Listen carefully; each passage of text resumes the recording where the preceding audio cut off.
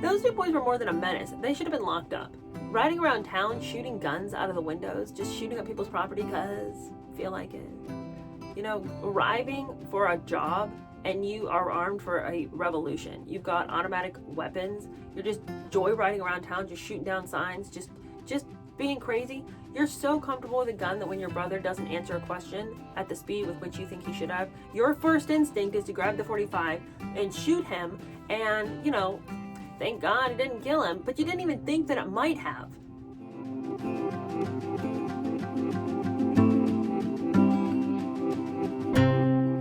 Hello, how are you? Welcome to my channel. My name is True Denise, and today we're going to keep going in The Other Mrs. Kennedy. Today we're going to continue in the Greenwich years part of the book. Last time we talked firstly about how they got to Greenwich. What were they doing there? Why would they go to this enclave of the elite who would not have welcomed them with open arms? These people have money and have had money for generations, and they don't look kindly on newcomers. But they arrived because taxes were cheaper in Greenwich than they had been in New York, where they had been living before. So to save money, they've moved to Connecticut. They live in a sprawling property, as we recounted last episode. And, you know, they have as much money as the next person, maybe more. I mean, they have tons and tons and tons of money. They don't even know what to do with all their money. And so Mr. Skakel, George Skakel, thought that they would welcome him because he was a self-made millionaire and that he thought there'd be some respect on that. But no. That's new money. That's nasty, you know. So they had troubles in the last chapter. And then we also covered Ethel's entrance into the school, the Greenwich Academy there, and we talked about some of the weirdnesses of that school. But she also is making some good friends, and so for Ethel, being one of the younger members of the family, her time in Greenwich was not as painful as some of the older kids who already had their ways about them quite entrenched. And they didn't know how to fit into this culture and really, quite frankly, didn't want to. And they were kind of giving a middle finger to Greenwich every day of their lives, which we're going to read about today. And then the other thing we covered last time was the fact that the family is Catholic and very devotedly Catholic, at least mother and children. And their neighbors thought that was kind of like weird. So today we're going to talk more specifically about Ethel and what Ethel was doing in her adolescent years, but we're also going to talk about her older brothers, Jim and George, because when I tell you that those boys were crazy, I mean crazy. And you know how Rushton Skakel's son and his kids were later having all eyes on them, being like, what the heck is happening with those kids? What's going on with those Skakel kids? I think that this has been the way that people looked at the Skakels for decades. Because George Jr. and Jim, are insane in this chapter. And I feel like, you know, most of us have been acquainted with the Rushton Skakel clan and his children, one of whom was taken to court for murder. And Ethel Kennedy, obviously, we know about her clan, and we all know that her household was crazy. But, I mean, we are reading about where these seeds were planted and watered in these chapters, and it just makes you realize that these two could never have gone on to raise families with calm, stable households based on what they had experienced. I'm not saying that it was an impossibility for you to create a home that you wanted and go completely against, you know, your upraising and, you know, have a different course and trajectory for your family, but I'm just saying that if they were relying on their childhood to inform them how they should run households, they didn't stand a chance as an ice cube in hell. It could not have been done.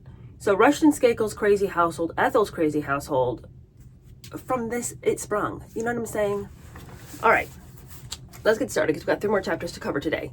Chapter 18 of the Greenwich years is entitled The Pep Girls. Spoiled by her parents, with no discipline or controls imposed on her at home, Ethel had emerged as quite a little wildcat at Greenwich Academy, where she became part of a triumvirate, along with Pixie Meeks and Pan Jacob. Theirs was a bond forged through a mutual love of horses and mischief. The threesome, who had dubbed themselves the Pep Girls from the initials in their first names, were inseparable, teasing and tormenting their teachers and causing general mayhem, much to the delight of their classmates and even some of the staff.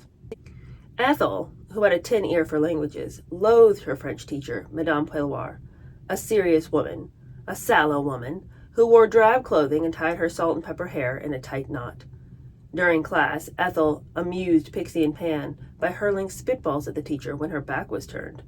One day, in total fury, Madame Pilloir spun round after being stung. "You are nothing but a package of nerves!" she yelled at Ethel with a hard glare. Pixie and I thought that was the funniest thing we'd ever heard in all our lives, recalled Pan Jacob. Ethel taunted that woman unmercifully. She hated her so. Can you imagine having this little crew in your class? I die. Besides French, Ethel had trouble with her own language. Although she'd been only 5 when the family moved east, she'd already developed a strong Midwestern accent that deeply annoyed headmistress Ruth West Campbell, the rigid Englishwoman who taught elocution. Every girl in Miss Campbell's class was required to choose one poem and recite it weekly, again and again as a means of measuring improvement. Ethel chose a poem called The Great God Pan in honor of her best buddy. But instead of the clear Shakespearean tones that Campbell sought, Ethel delivered pure South Side Chicago, culminating in a nasal pan that drove Campbell up the wall every time she heard it. The headmistress became a woman obsessed. For 2 long years she strove to teach Ethel the proper pronunciation of the word pan, never realizing that Ethel was purposefully mispronouncing the word just to bait her. Catherine Hewitt was a Greenwich Academy graduate who'd come back to work at the school as a study hall supervisor. Because Hewitt was an authority figure, Ethel loathed her. One day, Ethel, Pan, and Pixie spotted Hewitt going into the restroom, and Ethel decided it was time to take action. She got a key and locked her in. Hewitt had to pound on the door and yell at the top of her lungs until someone came and rescued her. From a vacant classroom, the Pep Girls watched in hysterics. "Ethel and I were always being sent to Miss Campbell's office," said Pan Jacob. "Being naughty was part of Ethel's whole syndrome of being noticed, of being a celebrity." "But what's your excuse, Pan? You were right there along with her. So you want to point the finger at Ethel and say, well, it's just part of her whole syndrome of wanting to be a celebrity." Well, are you just a pathetic clingers-on, Pan? You don't have any ideas of your own? Under Ruth West Campbell, the school had a lively music, art, and dance curriculum, which Ethel enjoyed. She learned to play the piano, becoming quite proficient at the keyboard because, quote, she had rather large hands and fingers, Pixie said. Ethel also enjoyed drawing, and the Pep Girls held the unofficial record for crayoning the biggest mural Greenwich Academy had ever seen. When the school's gym teacher, Jean Pethick, started teaching tap, Ethel became one of her most exuberant students, appearing in several of Pethick's productions: A Military Review, Academy Tapics, and A Boy, a Girl, and the Apple, in which Ethel played a boy head over heels in love with a girl that he couldn't have. She was always a tomboy, recalled Pat Grant Mudge, the girl Ethel pursued in the play. It was for dancing that Ethel received one of her very first press notices when she appeared in a dance recital at Mamaroneck High School for the benefit of the crippled children at St. Agnes Hospital in White Plains. "Miss Ethel," said a brief item in the Greenwich Time, "will be a Perrault in a dance arrangement, and will also do a solo, Visions." The story included a photo of a skinny, smiling Ethel pirouetting. Mrs. Dana Clark of Larchmont, Ethel's publicity-seeking instructor, always made certain that local papers, the Daily Times and Mamaroneck, the Greenwich Times, and the New York Herald Tribune, ran items about her dancers' activities. At Greenwich Academy, Ethel appeared in other productions. She was a fairy godmother in a French version of Cinderella, an elf in Rip Van Winkle, one of the 2 guards outside Jesus' tomb in John Masefield's Easter. With the auditorium filled with parents, alumni, and school staff, Ethel gazed at Pan, who played the other guard. Seeing how ridiculous Pan looked in her helmet and armor and sporting a shield and spear, Ethel began giggling uncontrollably, causing an uproar.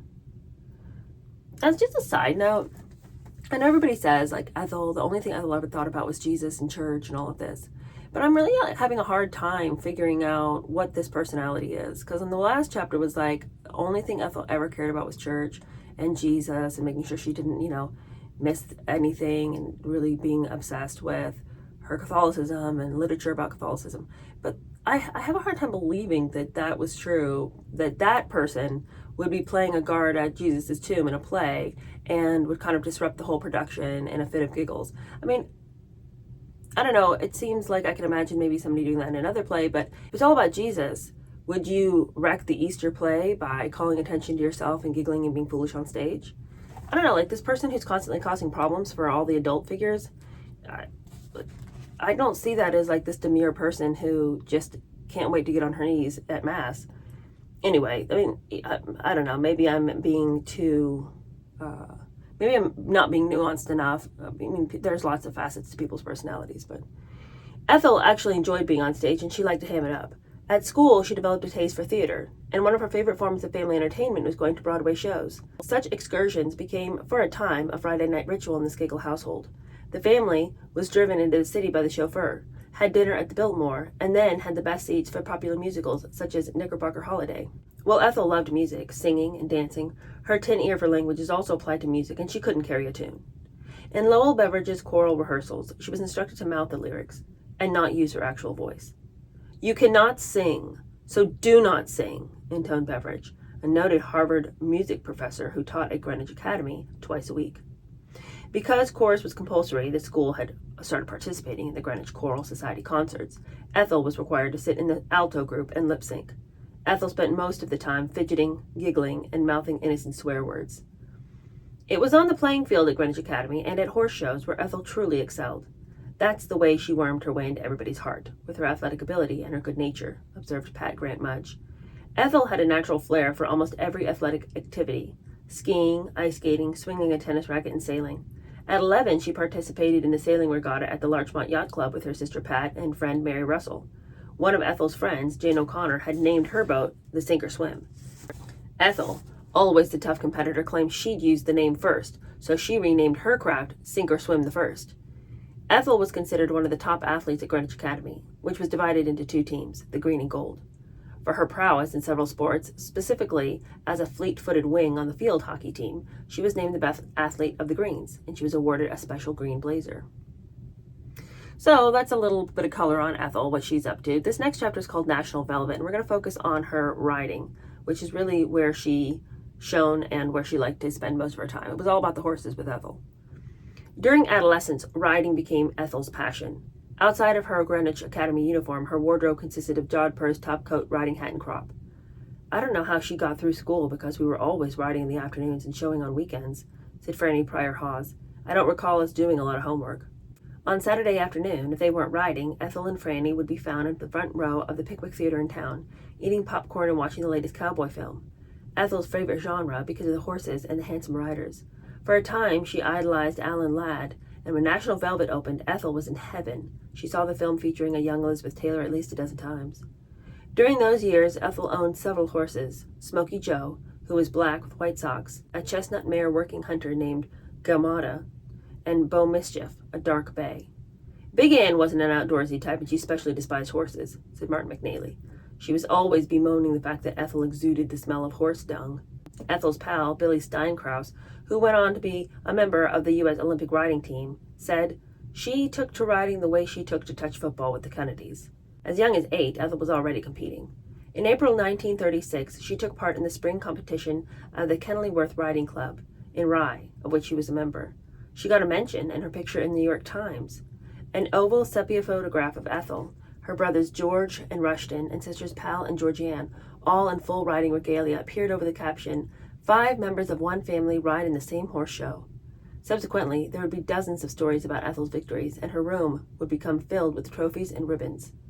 Ethel was taught by one of the premier horsemen in the area, Teddy Wall, who had stables at Greenwich's exclusive Round Hill Club, where the riding trails wound round the golf course. Ironically, one of the first show horses Ethel rode under Wall's expert tutelage was Step Aside, who had once been owned by Janet Lee Bouvier, mother of a pretty girl named Jackie.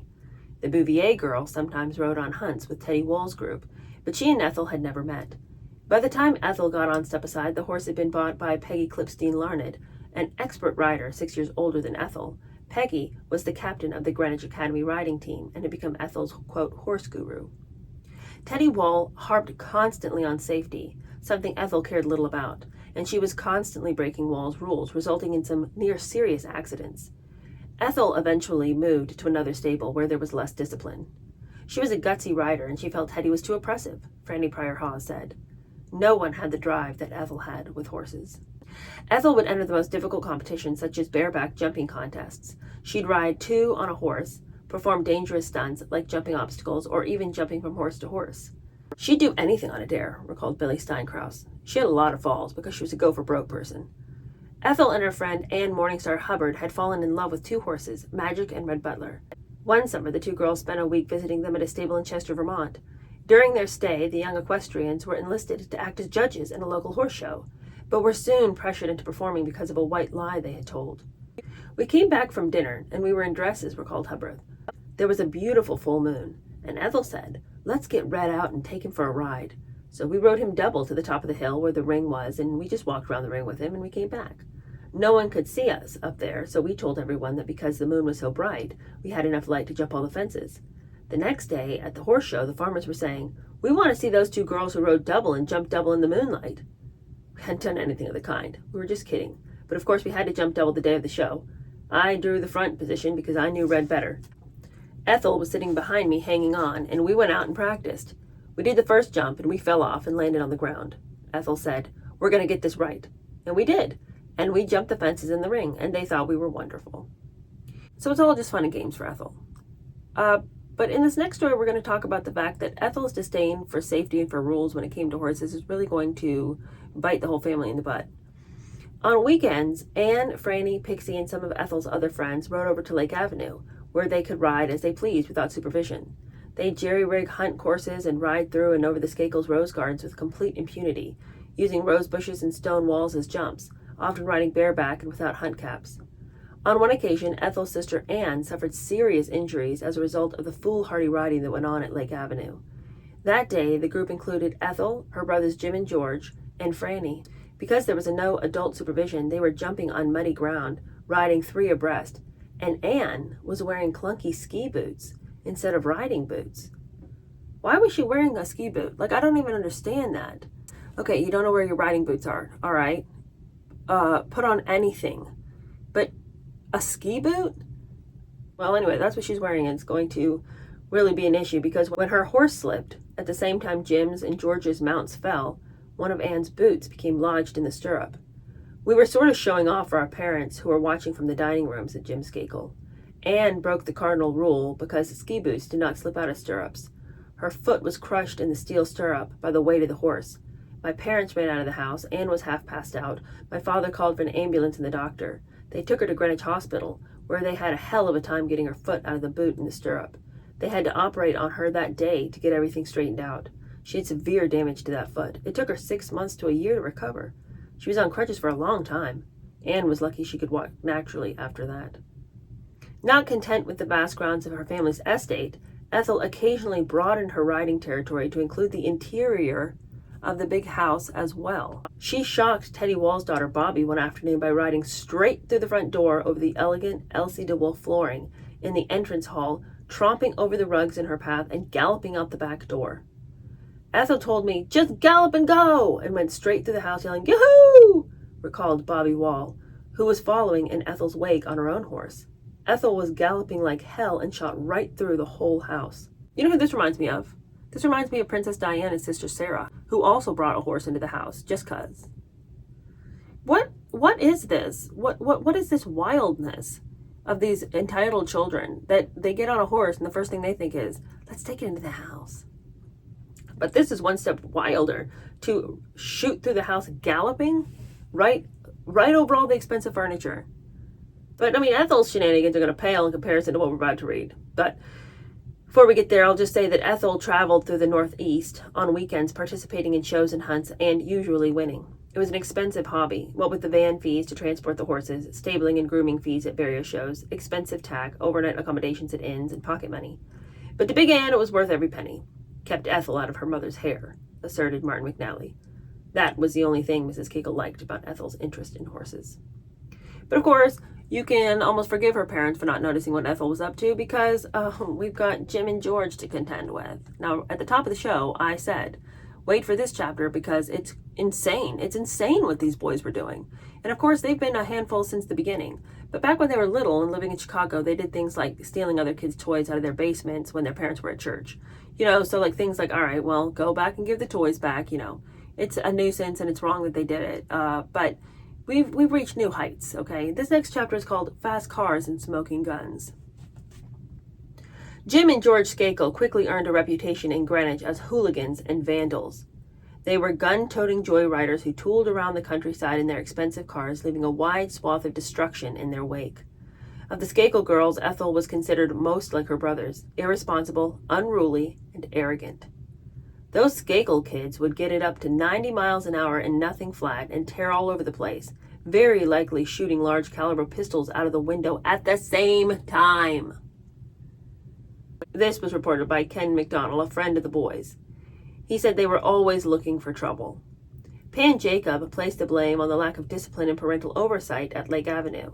She said the Skakel kids weren't spoiled so much as they were deprived. They had money, but they didn't have anything else. There was no structure. Most families have a way of doing things, a pattern of behavior. There's no pattern at Lake Avenue. It was an abstract painting as opposed to a formal painting, more surreal than Rembrandt, a Jackson Pollock world where everything was exploding, where there was no cohesiveness. The Skakel house had a sadness about it. It didn't have a core. The family had no established roots. We all felt secure, and I don't think they did. In fact, there was a mass of insecurity. Yeah, let's really take a minute to explore that idea, because it doesn't matter if you have everything. If there's no schedule, nothing that you can rely on, no expectations, of course all the kids are clamoring for their parents' attention. Their parents have made it clear to them since they were little bitty, you don't really matter. I mean, we have you and we'll provide for you. What do you want? Let's just have a big time. Let's just have a good, big, fat, fun time. But when it comes to like the hard things like discipline and things like that, that's not fun. So we're going to go away on a trip. We'll find somebody to watch you. You'll be okay. We'll see you when we get back. But for a child to feel like there's no core to your home, there's no core love, there's no core affection, that being given everything you want is not love. And any child knows that. It doesn't feel like safety. I feel sorry for them. And I can see why they were acting out the way they were. It surprises me that the parents could also be aware that the kids are acting out like this and make no... It surprises me that the parents knew the kids were acting like this and they really made no efforts whatsoever to stop them. You're going to see in this chapter that they continue to try to call in outside forces to like watch their kids, because they're like, somebody's got to watch them, not me. And so we're going to see that again in this chapter. It's the same thing with Martin McNally, who they wanted him to watch the kids for a summer. But they keep calling in these people who have absolutely no abilities to quell the crazy. They keep calling. Martin McNally, what was he going to do for this brood of insanity? And then the next guy they're going to call in is a geologist at the company, a good friend of George Skakel's, but he wants this guy to watch the kids. It's like, why would that be the qualified person? Why would that person know what to do? Why would that person be the one that you call in and they're like, just make sure, like nothing explodes and no one dies? I mean, I cannot understand why they thought that they needed to have this huge family. I cannot understand why in the world they constructed their life like this, because it doesn't seem enjoyable for anyone. Like the chief end in life was money, money, money. But then until you have all this money, what are you going to do with it? Because to just like live in chaos with money sounds like a nightmare. As soon as each Skakel child was of driving age, George and Big Ann got them a new car. Their driving became so legendary that the chief of the Greenwich Police Department routinely stationed a motorcycle officer at the end of the Skakel driveway, hoping to nab any one of them for speeding or reckless driving. Every cop in Greenwich was waiting for a Skakel car, recalled Franny Pryor Hawes. They were all stopped at one time or another. But for the most part, the Skakels usually received no more than a slap on the wrist for the behavior. The Greenwich police were looked upon by the local gentry as menial help, and they dared not invite a problem by threatening to put anyone in jail. It was, said one longtime resident, a servant head of the manor relationship with the police. Ethel's first car was a sleek red convertible. We'd cruise because there wasn't much else to do. She used to go racing down the Merritt Parkway with the top down, waving at everybody, said Hawes. Ethel would yell out to the driver of the car next to us, "Hey, your right rear Jocelyn is loose." And the guy would look and eventually pull over. And I can remember sitting in the back seat going, "Oh no, we're going to get into trouble." I remember Ethel being stopped by the police and I was scared. Ethel drove recklessly and at high speed, sometimes at night with her lights off. Once, coming back from a horse show, she drove her car off the road through the woods as a shortcut home. One year, she had a car without a reverse gear, and everywhere she went, she caused a traffic jam and hot tempers if she had to back up, which she found hysterical. Ethel or her passengers would push the car backward. When the Second World War came and gasoline was rationed, neighbors and local authorities thought that the highway menace posed by the young Skakels would come to an end. But the Skakels were always able to connive extra gasoline from a local garage. They had a way of getting anything they wanted, remembered Pan Jacob. Jim and George Skakel Jr., both of whom almost died in separate high-speed auto accidents, were considered such dangerous drivers that Ethel's friends were grounded by their parents if they set foot in a car driven by a Skakel boy. Yeah, that would be like rule number 1 at my house. On one occasion, George Jr. drove to a friend's house to swim and decided to park next to the pool instead of in the driveway. As the friend and his parents watched in horror, George came down the hilly lawn, picking up speed as he went. Just before slamming into the patio, he hit on the brakes, ripping up 50 feet of turf. My mind is blown by this kind of behavior.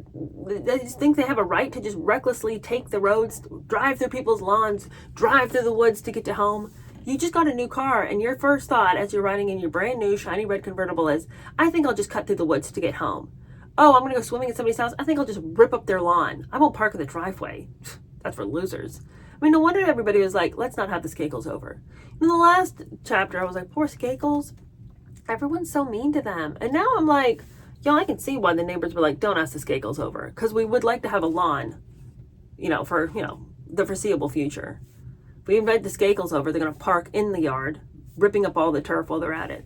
George Skakel Sr. came home one evening with a new Lincoln Zephyr.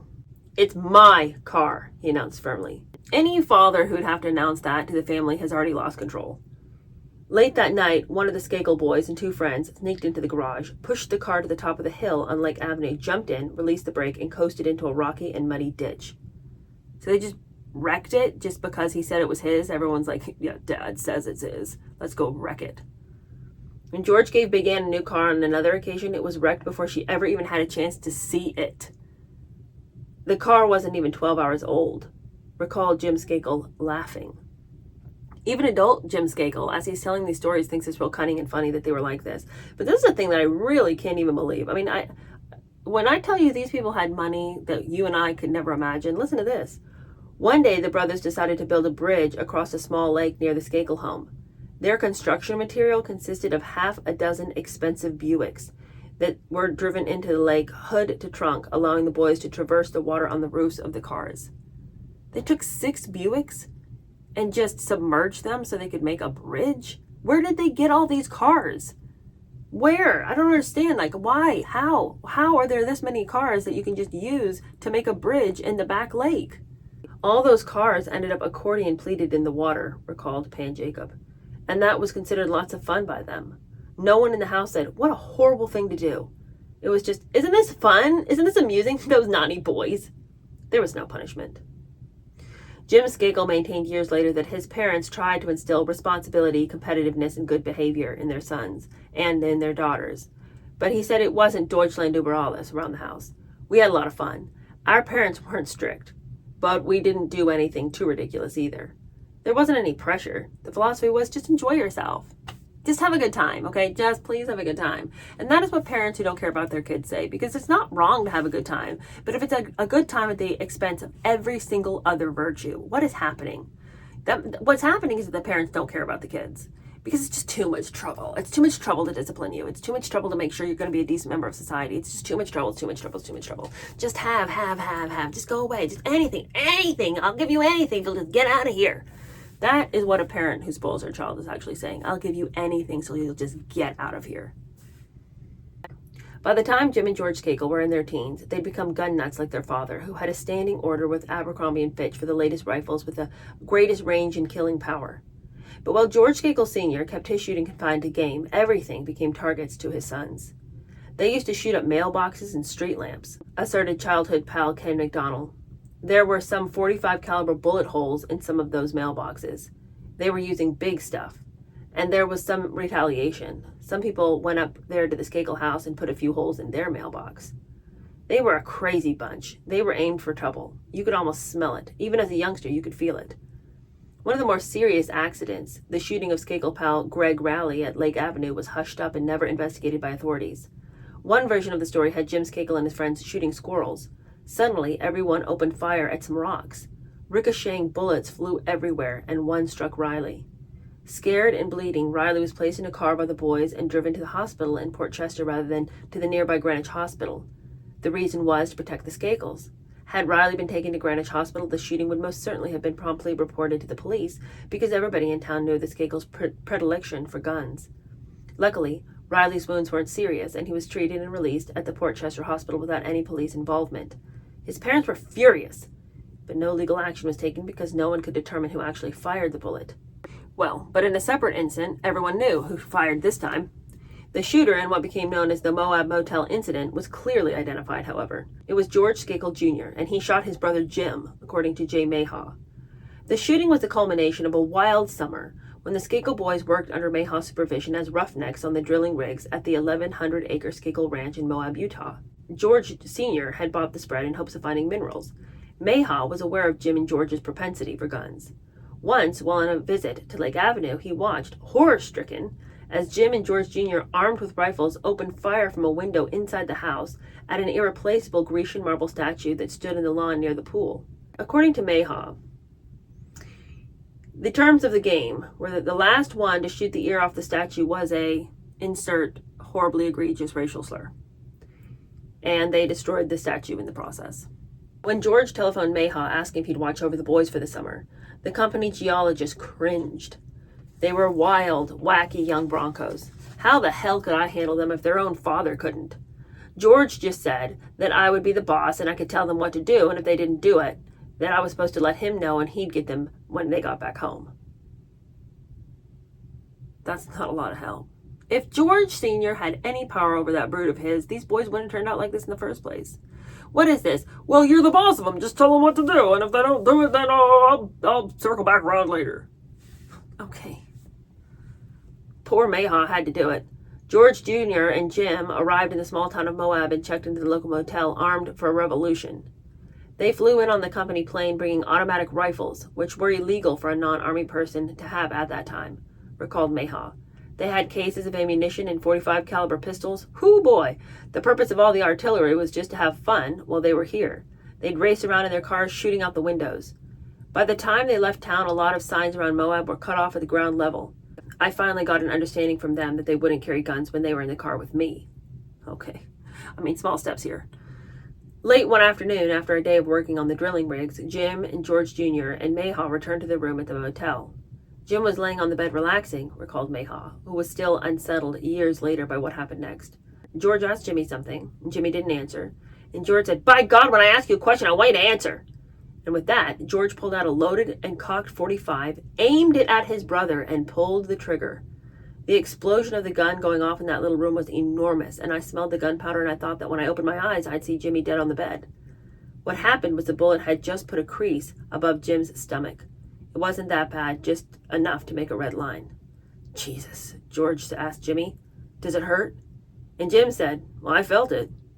We didn't even go to the hospital, but Jim could have been killed.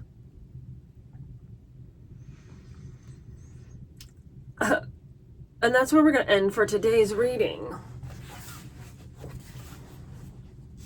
What the hell? Those two boys were more than a menace. They should have been locked up. Riding around town, shooting guns out of the windows, just shooting up people's property because feel like it. Arriving for a job and you are armed for a revolution. You've got automatic weapons. You're just joyriding around town, just shooting down signs, just being crazy. You're so comfortable with a gun that when your brother doesn't answer a question at the speed with which you think he should have, your first instinct is to grab the .45 and shoot him. And, thank God it didn't kill him, but you didn't even think that it might have. It didn't even occur to you that maybe this wasn't something you should do since your brother was a little slow to respond to your question. I feel like this goes beyond parental neglect. What's happening here? What's going on in these boys' heads?